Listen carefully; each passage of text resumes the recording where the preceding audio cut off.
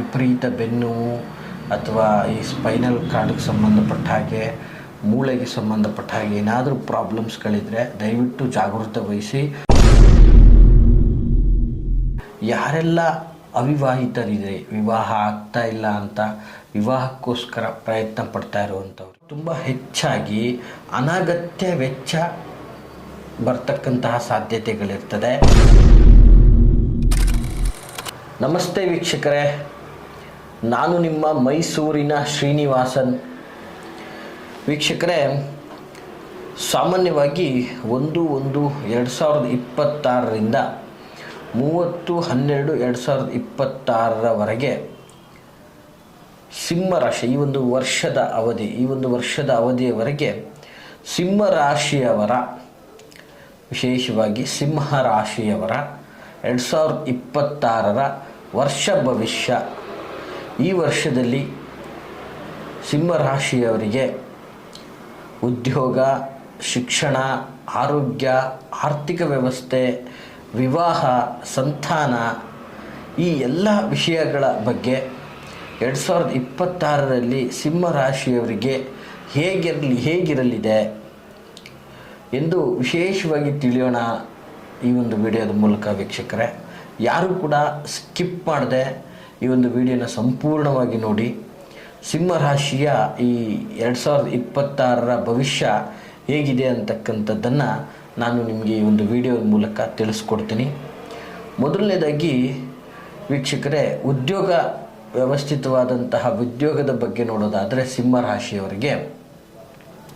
ಸಿಂಹರಾಶಿಯವರ ಬಗ್ಗೆ ಹೊಸ ಉದ್ಯೋಗಗಳು ಅವ್ರಿಗೆ, ಯಾರೆಲ್ಲ ನಿರುದ್ಯೋಗಗಳಿಂದ ಉದ್ಯೋಗಕ್ಕೋಸ್ಕರ ಹುಡುಕ್ತಾ ಇರ್ತಿರೋ, ಸೊ ಉದ್ಯೋಗ ಸಿಗ್ತಾ ಇಲ್ಲ ಅಂತ ಕಷ್ಟಪಡ್ತಾ ಇದ್ದರೆ ಈ ವರ್ಷ ಖಂಡಿತವಾಗಿಯೂ ನಿಮಗೆ ನಿಮ್ಮ ಒಂದು ಅರ್ಹತೆಗೆ ತಕ್ಕ ಹಾಗೆ ಹುದ್ದೆ ಅಂದರೆ ಉದ್ಯೋಗ ಸಿಗುವಂತಹ ಸಾಧ್ಯತೆಗಳು ಹೆಚ್ಚಾಗಿದೆ. ಹಾಗೆ ಪದೋನ್ನತಿ ಅಂದರೆ ನಿಮ್ಮ ಪದವಿಗೆ ಮೀರಿದಂತಹ ಒಂದು ಅವಕಾಶಗಳು ನಿಮಗೆ ಸಿಗುವಂತಹ ಸಾಧ್ಯತೆಗಳಿದೆ. ಹೆಚ್ಚಿನ ಅಧಿಕಾರಗಳನ್ನು ನೀವು ಆವರಿಸ್ಕೊಳ್ಳುವಂಥ ವ್ಯವಸ್ಥೆ ಇದೆ. ಮತ್ತು ವಿಶೇಷವಾಗಿ ಸರ್ಕಾರ ಅಥವಾ ಕಾನೂನು ಸಂಬಂಧಿತ ಕೆಲಸ ಕಾರ್ಯಗಳಲ್ಲಿ ಹೆಚ್ಚಿನ ಲಾಭ ಅಥವಾ ಆ ಒಂದು ಉದ್ಯೋಗಗಳನ್ನು ನಿರೀಕ್ಷೆ ಪಡ್ತಾ ಇದ್ದರೆ ಆ ಒಂದು ಉದ್ಯೋಗಗಳಲ್ಲಿ ಬದಲಾವಣೆಗಳು ಅಂದರೆ ಟ್ರಾನ್ಸ್ಫರ್ ಆಗೋಲಿಕ್ಕೆ ಏನಾರ ಒಂದು ಅವಕಾಶಗಳು ಕಾಯ್ತಾ ಇದ್ದರೆ ನೀವು ಈ ವರ್ಷದಲ್ಲಿ ಖಂಡಿತವಾಗಿಯೂ ಕೂಡ ಟ್ರಾನ್ಸ್ಫರು ಇತ್ಯಾದಿಗಳನ್ನು ನೀವು ಕಾಣ್ಬೋದಾಗಿರ್ತದೆ. ಹಾಗೆ ಈ ಒಂದು ಮೇ ಅಥವಾ ಸೆಪ್ಟೆಂಬರ್, ಈ ಒಂದು ವರ್ಷದ ಮೇ ಅಥವಾ ಸೆಪ್ಟೆಂಬರಲ್ಲಿ ಉತ್ತಮವಾದ ವ್ಯಾವಹಾರಿಕ ಅಂದರೆ ಈ ಒಂದು ಉದ್ಯೋಗದಲ್ಲಿ ವ್ಯವಹಾರ, ಮತ್ತೊಂದು ಓನ್ ಬಿಸ್ನೆಸ್ ಮಾಡ್ಕೊಂಡಿರ್ತಕ್ಕಂಥವ್ರಿಗೆ ಬಹಳ ಅದ್ಭುತವಾದಂತಹ ಲಾಭದ ಜೊತೆಗೆ ಅನುಕೂಲಗಳು ಹೆಚ್ಚಾಗ್ತಾ ಇರುತ್ತೆ. ಒಂದು ಹೊಸ ಒಪ್ಪಂದಗಳಿಗೆ ನೀವು ರಾಯಭಾರಿ ಆಗಿರ್ತೀರ.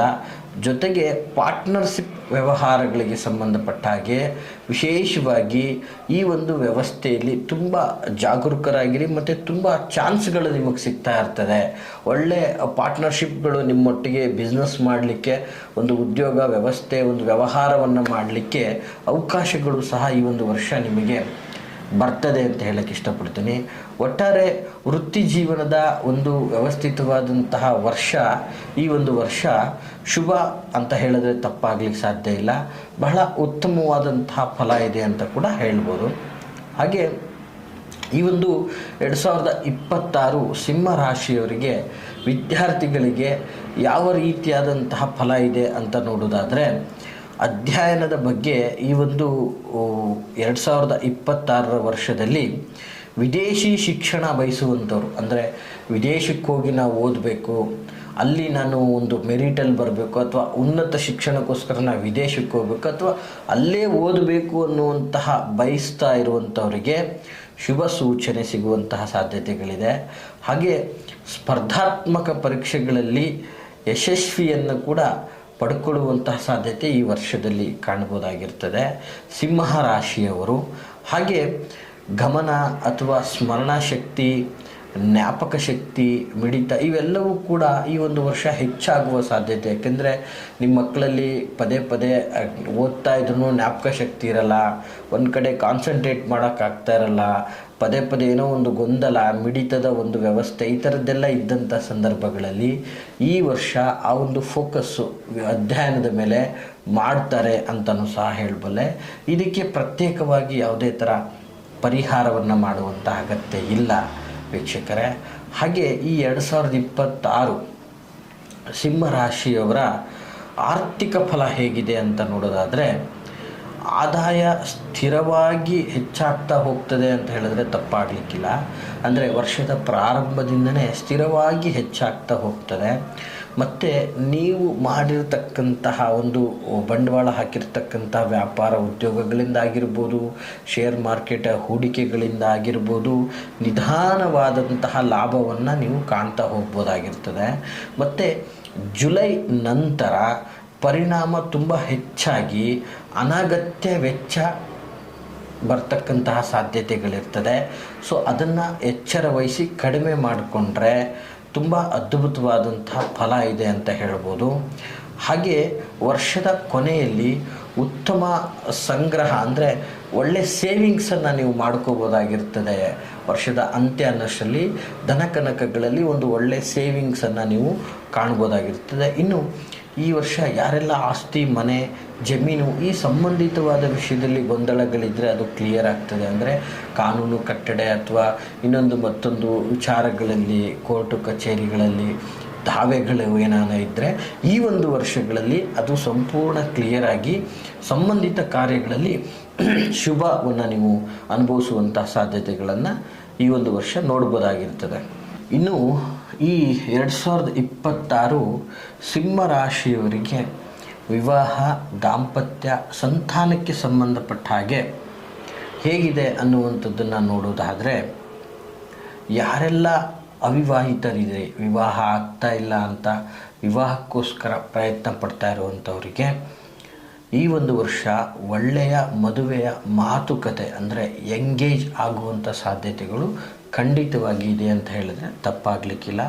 ಖಂಡಿತವಾಗಿಯೂ ವಿವಾಹ ಆಗಬೇಕು ಅನ್ನೋಂಥ ಅಪೇಕ್ಷೆ ಪಟ್ಟಿರೋರಿಗೆ ಈ ವರ್ಷ ಖಂಡಿತವಾಗಿ ನಿಮಗೊಂದು ಹೆಣ್ಣು ಅಥವಾ ಹೆಣ್ಣಿಗೊಂದು ಗಂಡು ಅನ್ನುವಂಥದ್ದು ಫಿಕ್ಸ್ ಆಗುತ್ತೆ.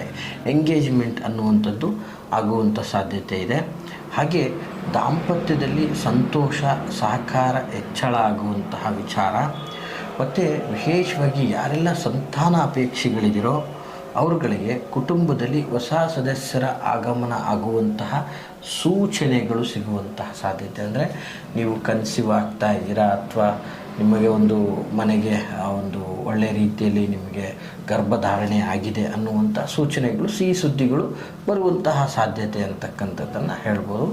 ಹಾಗೆಯೇ ವೀಕ್ಷಕರೇ, ಈ ಒಂದು 2026 ಸಿಂಹ ರಾಶಿಯವರಿಗೆ ದಂಪತಿಗಳಲ್ಲಿ ಹಳೆಯ ಕ್ಲೇಶಗಳು ಅಥವಾ ಯಾವುದೋ ಜಗಳ, ಗೊಂದಲಗಳಿಂದ ಪರಸ್ಪರ ದೂರ ಆಗಿಬಿಟ್ಟಿದ್ರೆ ಗಂಡ ಹೆಂಡತಿಯರು, ಆ ಗೊಂದಲಗಳು ನಿವಾರಣೆ ಆಗುವ ಸಮಯ ಅಂತಲೂ ಕೂಡ ಈ ಒಂದು ವರ್ಷದಲ್ಲಿ ಹೇಳಬಹುದಾಗಿರ್ತದೆ. ಒಟ್ಟಾರೆಯಾಗಿ ಈ ಒಂದು ವಿವಾಹ, ದಾಂಪತ್ಯ, ಸಂತಾನದ ಬಗ್ಗೆ ಎಲ್ಲವೂ ಒಂದು ರೀತಿಯಾದಂತಹ ಉತ್ತಮ ಫಲ ಇದೆ ಅಂತ ಹೇಳಿದ್ರೆ ಕೂಡ ತಪ್ಪಾಗಲಿಕ್ಕಿಲ್ಲ ವೀಕ್ಷಕರೇ. ಹಾಗೆ ಈ 2026 ಸಿಂಹ ರಾಶಿಯವರ ಆರೋಗ್ಯದ ಬಗ್ಗೆ ಏನೆಲ್ಲ ಜಾಗ್ರತೆ ತೆಗೆದುಕೊಳ್ಳಬೇಕು ಅನ್ನುವಂಥದ್ರ ಬಗ್ಗೆ ನೋಡೋಣ ವೀಕ್ಷಕರೇ. ಮೊದಲನೇದಾಗಿ ಸಿಂಹರಾಶಿಯವರು ಹೃದಯದ ಜೊತೆಗೆ ಬೆನ್ನು, ರಕ್ತ ಸಂಚಾರಕ್ಕೆ ಸಂಬಂಧಿಸಿದಂತಹ ವಿಷಯಗಳಲ್ಲಿ ಜಾಗ್ರತೆಯನ್ನು ವಹಿಸಬೇಕಾಗ್ತದೆ. ಹೃದಯ ತುಂಬ ಅದ್ಭುತವಾದಂತಹ ಮನುಷ್ಯನಿಗೆ ದೇಹದಲ್ಲಿ ಪ್ರಮುಖವಾಗಿ ಅದರ ಒಂದು ವ್ಯವಸ್ಥೆ ಚೆನ್ನಾಗಿರಬೇಕು. ಸೊ ಹಾಗಾಗಿ ನೀವು ಅದಕ್ಕೆ ಸಂಬಂಧಪಟ್ಟ ಹಾಗೆ ಯಾವುದೇ ನೋವು, ಸಂಕಷ್ಟಗಳು ಏನೇ ಬರ್ತಾ ಇದೆ ಅಂದ್ರೂ ಫಸ್ಟು ಡಾಕ್ಟ್ರನ್ನ ಪ್ರಿಪ್ರೇಷನ್ ತೊಗೊಳ್ಳಿ. ಜೊತೆಗೆ ಬೆನ್ನಿಗೆ ಸಂಬಂಧಪಟ್ಟ ಹಾಗೆ ಅಂದರೆ ವಿಪರೀತ ಬೆನ್ನು ಅಥವಾ ಈ ಸ್ಪೈನಲ್ ಕಾರ್ಡ್ಗೆ ಸಂಬಂಧಪಟ್ಟ ಹಾಗೆ, ಮೂಳೆಗೆ ಸಂಬಂಧಪಟ್ಟ ಹಾಗೆ ಏನಾದರೂ ಪ್ರಾಬ್ಲಮ್ಸ್ಗಳಿದ್ದರೆ ದಯವಿಟ್ಟು ಜಾಗೃತೆ ವಹಿಸಿ ಫಸ್ಟೇ ಮೆಡಿಕಲಿ ಏನೆಲ್ಲ ಪ್ರಿವಿಕೇಷನ್ ತೊಗೋಬೇಕು ಅದನ್ನು ತೆಗೆದುಕೊಳ್ಳಿ ಅಂತ ಹೇಳೋಕ್ಕೆ ಇಷ್ಟಪಡ್ತೀನಿ. ರಕ್ತ ಸಂಚಾರಕ್ಕೆ ಆಲ್ಮೋಸ್ಟ್ ಏನು ಹೇಳ್ತೀನಿ ಅಂದರೆ ಈ ಬಿ ಪಿ ಅಥವಾ ಈ ವೆರಿಕೋಸ್ ಅಂತ ಏನು ಹೇಳ್ತೀವಿ, ರಕ್ತ ಸಂಚಾರದಲ್ಲಿ ಈ ವೆರಿಕೋಸ್ ಪ್ರಾಬ್ಲಮ್ಸ್ಗಳು ಈ ಥರದ್ದೆಲ್ಲ ಅತಿ ಹೆಚ್ಚಾಗಿ ಈ ಒಂದು ವ್ಯವಸ್ಥೆ ಈ ವರ್ಷದಲ್ಲಿ ಕಾಣ್ಬೋದಾಗಿರ್ತದೆ. ಆದಷ್ಟು ಜಾಗರೂಕರಾಗಿರಿ. ನಿಯಮಿತವಾದಂತಹ ವ್ಯಾಯಾಮ, ನಿಯಮಿತವಾದಂತಹ ನಡಿಗೆ, ಸೊ ಯೋಗ ಧ್ಯಾನ ಅಗತ್ಯ. ವರ್ಷದ ಮಧ್ಯದಲ್ಲಿ ಮಾನಸಿಕ ಒತ್ತಡ ಹೆಚ್ಚಾಗುವಂಥ ಸಾಧ್ಯತೆಗಳಿರ್ತದೆ. ಸೊ ನೀವು ಈ ಎಲ್ಲ ಒಂದು ವ್ಯವಸ್ಥೆಗಳನ್ನು ಮಾಡಿಕೊಂಡ್ರೆ ಮಾನಸಿಕ ಸಮತೋಲನವನ್ನು ನೀವು ಕಾಪಾಡ್ಕೋಬೋದು ಅಂತ ಹೇಳೋಕ್ಕೆ ಇಷ್ಟಪಡ್ತೀನಿ ವೀಕ್ಷಕರೇ. ಹಾಗೆ ಈ ವರ್ಷದಲ್ಲಿ ನೀವು ಅಂದರೆ ಸಿಂಹರಾಶಿಯವರು ಮಾಡಿಕೊಳ್ಬೇಕಾದಂತಹ ಸಾಮಾನ್ಯ ಪರಿಹಾರಗಳು ಏನಪ್ಪ ಅಂತಂದರೆ, ಪ್ರತಿ ಭಾನುವಾರ ಸೂರ್ಯನಾರಾಯಣ ಅಂತ ಪೂಜೆ, ಜೊತೆಗೆ ಕೆಂಪು ಬಟ್ಟೆ ಧರಿಸಲು ಶುಭ. ಹಾಗೆ ಗೋಪಾಲಕೃಷ್ಣನ ಭಜನೆ, ಸೂರ್ಯನಿಗೆ ಅರ್ಘ್ಯ ನೀಡುವುದು ನಿಮಗೆ ಧನಲಾಭದ ಲಾಭಕರವಾದಂತಹ ವಿಚಾರಗಳಾಗಿರ್ತದೆ ವೀಕ್ಷಕರೇ. ಈ ಎಲ್ಲ ಸಣ್ಣ ಪರಿಹಾರಗಳನ್ನು ಮಾಡಿಕೊಳ್ಳೋದ್ರಿಂದ ನಿಮಗೆ ಒಂದು ಶುಭದಾಯಕವಾಗಿದೆ ಅಂತ ಹೇಳಲಿಕ್ಕೆ ಇಚ್ಛೆ ಪಡ್ತೀನಿ. ಹಾಗೆ ವೀಕ್ಷಕರೇ, ಯಾರಿಗೆಲ್ಲ ಈ ಒಂದು ವರ್ಷ ಭವಿಷ್ಯ ಇಷ್ಟವಾಗಿದೆ ಲೈಕ್ ಮಾಡಿ. ವಿಚಾರಗಳ ಒಂದು ವ್ಯವಸ್ಥೆ ಅರ್ಥವಾಗಿಲ್ಲವಾದರೆ ವಿಡಿಯೋದಲ್ಲಿ ಕಾಣ್ತಾ ಇರುವಂಥ ಸಂಖ್ಯೆಗೆ ಕರೆ ಮಾಡಿ. ಜೊತೆಗೆ ಯಾರೆಲ್ಲ ಸಿಂಹರಾಶಿ ಇದ್ದಾರೋ ಅವ್ರುಗಳಿಗೆ ಈ ಒಂದು ವಿಡಿಯೋವನ್ನು ಶೇರ್ ಮಾಡಿ ಅಂತ ಹೇಳ್ತಾ, ಜೊತೆಗೆ ನಿಮ್ಮ ವೈಯಕ್ತಿಕ ವಿಚಾರಗಳನ್ನು ಮುಕ್ತವಾಗಿ ಸಮಾಲೋಚನೆಯನ್ನು ಮಾಡ್ಕೋಬೇಕು ಅನ್ನೋದಾದರೆ, ನಿಮ್ಮ ಒಂದು ಜನ್ಮ ಜಾತಕವನ್ನು ತೋರಿಸ್ಬೇಕು, ಜನ್ಮ ಜಾತಕದ ಬಗ್ಗೆ ಕೇಳಬೇಕು ಅನ್ನೋದಾದರೆ ಆ ವಿಡಿಯೋದಲ್ಲಿ ಕಾಣ್ತಾ ಇರ್ತಕ್ಕಂತಹ ಸಂಖ್ಯೆಗೆ ನೇರವಾಗಿ ಕರೆ ಮಾಡಿ, ಅಥವಾ ನಾವಿರುವಂತಹ ವಿಳಾಸಕ್ಕೆ ಬಂದು ಸಹ ನೀವು ನೇರವಾಗಿ ಭೇಟಿಯಾಗ್ಬೋದು ಅಂತ ಹೇಳ್ತಾ, ನಾವಿರ್ತಕ್ಕಂತಹ ವಿಳಾಸ ಮೈಸೂರಿನ ವಿಜಯನಗರ 2ನೇ ಹಂತ KD ಸರ್ಕಲ್, ಮೈಸೂರಲ್ಲಿ ನಾವು ಇರುವಂಥದ್ದಾಗಿರ್ತದೆ. ಎಲ್ಲರಿಗೂ ಸಹ ಶುಭವಾಗಲಿ ವೀಕ್ಷಕರೇ. ನಮಸ್ಕಾರ.